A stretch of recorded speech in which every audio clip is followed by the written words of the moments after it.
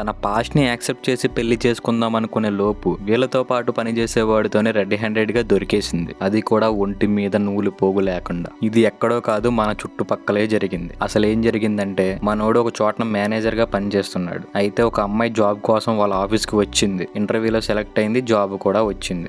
కొద్దిగా మాటలు, కాల్స్, ఇలా ప్రేమ దాకా వచ్చింది వ్యవహారం. ఇక్కడ ఈ అమ్మాయి మనోడికి ఒక బాంబు పేల్చింది. నేను ఇంతకు ముందే ఒకరిని లవ్ చేశాను, కానీ వాడు నన్ను మోసం చేశాడు. నేను పోలీస్ కేసుల వరకు కూడా వెళ్ళాను. వాడెవడో కాదు, మా బావే అంది. ఇంకా మనోడు పాపం వాడి జాలి గుండెతో ఈ అమ్మాయిని ఎలా అయినా మంచిగా చూసుకోవాలని, సరే అయిపోయింది ఏదో అయిపోయింది, అంతా మర్చిపో, నువ్వు ఒప్పుకుంటే నిన్ను పెళ్లి చేసుకుంటా అన్నాడు. దానికి ఈ అమ్మాయి దొరికిందే ఛాన్స్ కదా అని చెప్పేసి ఒప్పుకుంది. వీళ్ళ ప్రేమ వ్యవహారం ఇంకా 2 నెలల్లో పెళ్లి చేసుకుందాం అనుకునే లోపు ఈ అమ్మాయి పద్ధతిలో చేంజ్ వచ్చింది. మనోడు స్లోగా అనుమానించడం మొదలు పెట్టాడు. ఒక రోజు తన రూమ్ దగ్గరికి వెళ్తే అక్కడ ప్రెగ్నెన్సీ టాబ్లెట్లు ఉన్నాయి. ఏంటివి అని అడగగానే, అవి మా ఫ్రెండ్స్ వాళ్ళ బాయ్ ఫ్రెండ్ తో కలిసినప్పుడు ప్రెగ్నెన్సీ వచ్చిందంట, దానికోసం అని చెప్పేసి తెప్పించుకుంది అంది. ఉప్పు కారం తినే మగవాడు ఎవడైనా అక్కడతో ఆగుతాడా? ఆగడు కదా. మనోడు కూడా ఏం చేశాడంటే, కొన్ని రోజుల తర్వాత నైట్ డ్యూటీకి వెళ్తున్నానని చెప్పి నైట్ డ్యూటీకి వెళ్ళడం మానేసి ఈ అమ్మాయి రూమ్ దగ్గరికి వచ్చాడు. ఆ రూమ్ కిటికీలోంచి చూస్తే వీళ్ళతోటే పనిచేసే వేరే ఒకటితో ఒంటి మీద నూలు పోగు లేకుండా రెడీ హ్యాండెడ్ గా దొరికేసింది. అది చూసిన మనోడికి ఫ్యూజులు అవుట్ అయిపోయి ఇంకా తన రూమ్మేట్స్ ని కూడా అడిగితే ఇదంతా 2 months నుంచి జరుగుతుంది, ఆ ప్రెగ్నెన్సీ టాబ్లెట్లు కూడా తనవే అని మొత్తం చెప్పేశారు. మనోడు పిచ్చోడిలాగా జాబ్ మానేసి